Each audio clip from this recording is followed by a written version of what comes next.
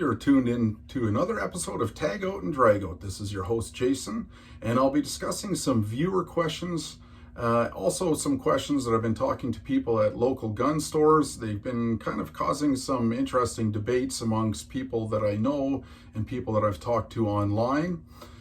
So the first one, the question was, what is a custom rifle? When I've talked to some people, they consider a custom rifle to them as they buy a factory rifle. They just change the stock into, say, an MDT of some sort, and to them, they now have a custom rifle. Well, in my opinion, that's certainly not a custom rifle. Some people think if they take a factory rifle, they put it into a different stock and then replace the barrel, that this is now a custom rifle. It would certainly be considered a semi-custom rifle build, in my opinion, but that also is not a custom rifle build. In my opinion, a true custom build is when you're taking a custom action and then you get yourself a trigger, a barrel, and a stock, and then put it together either yourself or you take it to a gunsmith, which I would suggest doing unless you're very well versed at putting together firearms. It's not something that I would really do trying to build a complete custom. I would work on some semi-customs, but I wouldn't do a full custom build. I was also spoken to by a number of people, and they're asking me, if there was a number one thing that I would suggest on working on their factory rifle that might help improve accuracy. My suggestion would be the number one thing actually would be your barrel.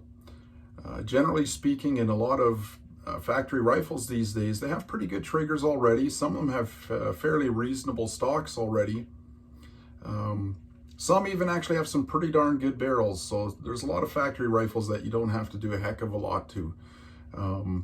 But if you really want to squeeze out every last bit of accuracy that you want, you might want to consider replacing your barrel, getting your trigger pull to a nice, light, clean, crisp break, and make absolutely certain that the barrel is completely free floated.